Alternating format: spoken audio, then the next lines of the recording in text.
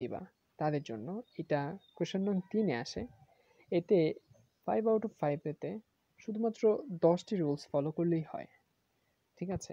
নিচে 10টি রুলস দেওয়া হয়েছে।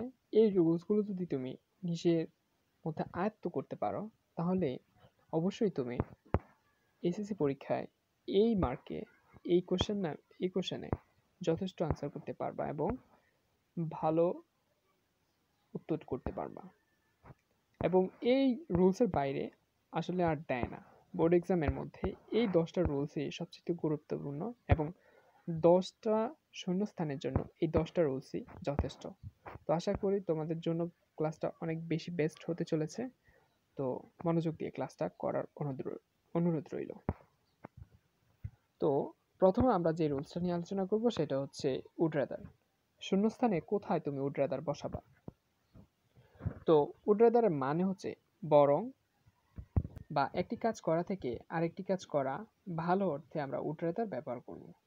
তো উড রাদার তুমি কখন বসাবা এটা চেনার সহজ দুইটা পদ্ধতি আছে। একটা হচ্ছে তুমি স্ট্রাকচারালি চিনতে পারো, অর্থাৎ স্ট্রাকচার যদি তোমার মনে থাকে, এখানে স্ট্রাকচারটা দেওয়া আছে। আগে সাবজেক্ট থাকবে, তারপর একটা ফাঁকা ঘর থাকবে, তারপর ভার্বের বি1 অর্থাৎ ভার্বের বেস ফর্ম থাকবে, তারপর অবজেক্ট, দেন লাস্ট আরেকটা থাকবে দেন। অথবা যদি তুমি সেন্টেন্সটাতে শুধু একটা দেন দেখো, যে সেন্টেন্সটার মধ্যে একটা দেন আছে, তাহলে ওইখানে চোখ বন্ধ করে উড রাদার তুমি বসিয়ে দিতে পারো। তাহলে চলো আমরা একটা প্র্যাকটিসের মাধ্যমে একটু আরো বেশি নিশ্চিত হই। যেমন I would rather stay home then go outside. এই যে এখানে এই সেন্টেন্সটাতে দেন রয়েছে, তো আমরা দেন দেখে এখানে আমরা উত্তর উড রাদার বসিয়ে দিতে পারি। পরের একটি বাক্য রয়েছে যে এখানে বলা হয়েছে he would rather pull a rickshaw then beg. দেখো এখানে উত্তরটা দেওয়া আছে, যদি আমরা উত্তরটা কেটে দিই, এখানে উড রাদারটা একটু রিমুভ করে দিই। এখন he dash pool a rickshaw then bake, এই যে দেন দেখে, যদি এখানে দেন দেওয়া আছে, এইটা দেখে তুমি এখানে চোখ বন্ধ করে মানে একদম নিশ্চিতভাবে বসিয়ে দিতে পারো উড রাদার। আর এটার বাংলা যদি আমরা করি যে এটার মানে কি, সে বরং রিক্সা চালাবে কিন্তু ভিক্ষা করবে না, তবু ভিক্ষা করবে না, অর্থাৎ সে বরং রিক্সা চালাবে কিন্তু ভিক্ষা করবে না। আর উড রাদার এই যে ফ্রেজটার তোমার যেই শব্দের যে অর্থটা, সেটা হচ্ছে বরং, অর্থাৎ এটার মানে হচ্ছে বরং। বাংলা মিনিংটা করলে এরকম আসে, তো আমরা এখানে বসিয়ে দেব উড রাদার।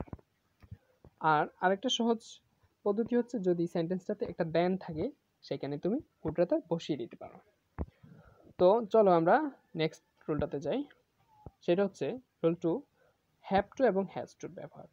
হ্যাভ টু এবং হ্যাজ টু মানে হচ্ছে একটা কাজ যদি অবশ্যই করতে হবে এমন বোঝায়, তাহলে শূন্যস্থানে আমরা হ্যাভ টু বা হ্যাজ টু বসাবো।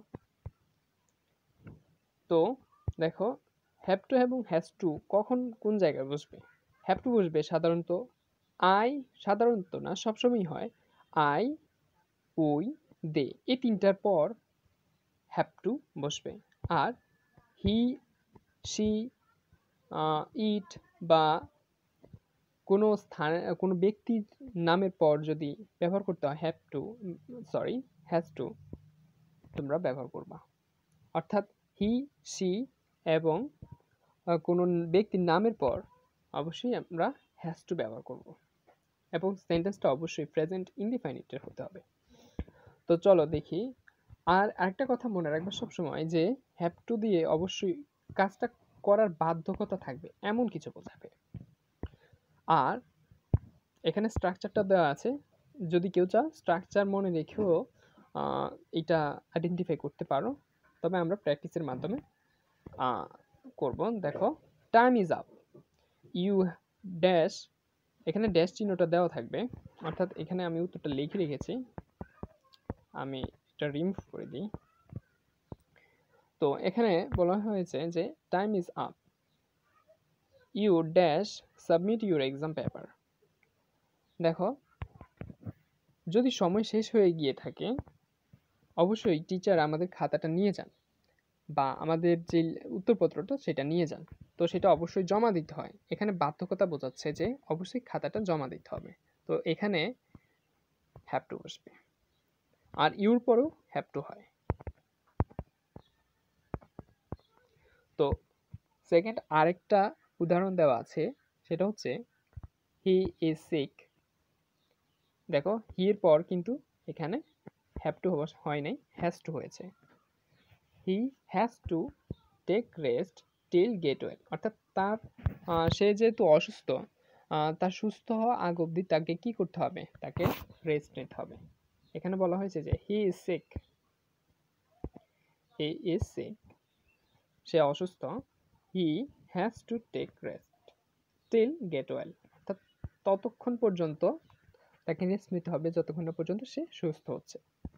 চলো আমরা নেক্সট রুলটাতে যাই। লেট এলোন, শূন্যস্থানে লেট এলোন কখন বসাবো তোমরা? লেট এলোন কথাটার মানে হচ্ছে চিন্তা করা যায় না এমন, অর্থাৎ বাস্তবের সাথে বর্তমানের তেমন মিল নেই, বা এমন চিন্তা করা যেটা আদৌ বিশাল একটা পার্থক্য বোঝায়, অর্থাৎ বাস্তবের সাথে বিশাল একটা পার্থক্য বোঝায়। অর্থাৎ চলো আমরা একটু প্র্যাকটিসের মাধ্যমে এটা ক্লিয়ার হয়ে নিই।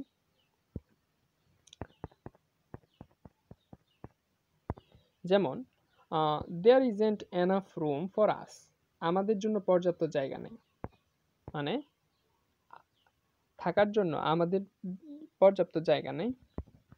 মুছে গিয়েছে, চলো আমরা এটা লিখি। there is and an yes room for us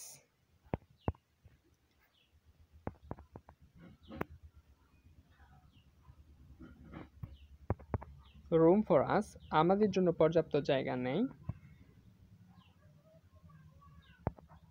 DGU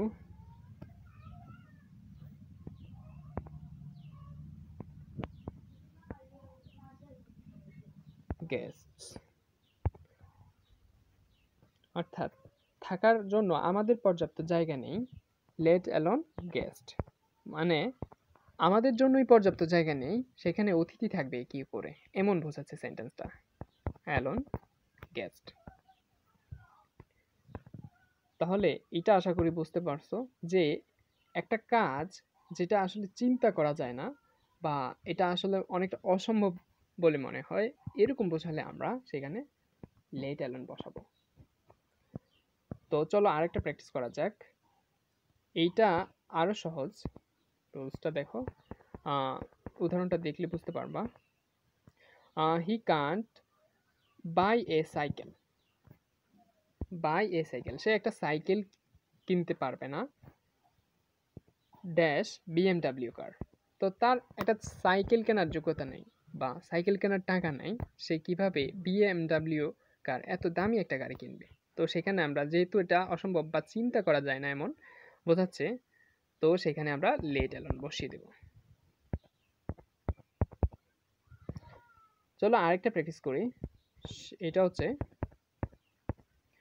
he can't speak Bengali, এখানে আরেকটু যুক্ত করে দিই, well he can't speak Bengali well, সে বাংলাতেই ভালো কথা বলতে পারে না, ইংলিশে তো চিন্তাই করা যায় না, মানে ইংলিশে কথা বলতে পারবে এমন কিছু চিন্তা করা যায় না। তো আমরা এখানে বসাবো let alone, let alone English. তো আশা করি এই রুলসটা তোমরা বুঝতে পেরেছো। চলো রুলস 4 এ যাই আমরা। রুলস 4 এ কি দেওয়া আছে, বলা হয়েছে অ্যাজ ইফ আর অ্যাজ দোর একটা ব্যবহার। অ্যাজ ইফ আর অ্যাজ দোর অর্থ হচ্ছে যেন অর্থ বোঝাবে, এবং এখানে একটু বুদ্ধি খাটিয়ে তোমরা স্ট্রাকচারগুলো মুখস্থ রাখতে হবে যে অ্যাজ ইফ আর অ্যাজ দোর কখন বসে। তবে অবশ্যই সেন্টেন্সটার যেটা দেওয়া থাকবে উদাহরণটা, ওইটার বাংলাটা সুন্দর মতো করে নিবা। চলো আমরা আগে বাংলাটা আগে করি। যেমন এখানে একটা ফাঁকা করতেছে, হি টক্স ড্যাশ হি নিউ এভরিথিং। তবে এখানে স্ট্রাকচারটা যদি তোমরা মনে রাখতে পারো তাহলে এইটার উত্তর করা খুবই সহজ হবে তোমাদের কাছে। অ্যাজ ইফ আর অ্যাজ দোর আগের অংশ যদি প্রেজেন্ট ইনডিফাইনিট হয়, অ্যাজ ইফ আর অ্যাজ দোর পরের অংশ ফার্স্ট ইনডিফাইনিট হবে। আর আগের অংশ যদি ফার্স্ট ইনডিফাইনিট হয়, পরের অংশ পাস্ট পারফেক্ট হবে। এবং যদি এরকম পাও যে কোনো একটা সেন্টেন্সের আগের অংশ প্রেজেন্ট ইনডিফাইনিট এবং পরের অংশ পাস্ট ইনডিফাইনিট, তাহলে এই যে ফাঁকা স্থানে তুমি অ্যাজ ইফ বা অ্যাজ দো বসাতে পারো। এবং এমনও হতে পারে যে আগের অংশ ফার্স্ট ইনডিফাইনিট, পরের অংশ ফার্স্ট পারফেক্ট, তাহলেও সেখানে অ্যাজ ইফ বা অ্যাজ দো যে কোনো দুইটার একটা বসতে পারে। তো এখানে স্ট্রাকচারটা দেওয়া আছে, যদি কেউ প্রেজেন্ট ইনডিফাইনিটের স্ট্রাকচার না জানো তাহলে এখান থেকে দেখে নাও, এখানে দেওয়া আছে প্রত্যেকটা স্ট্রাকচার সুন্দর করে।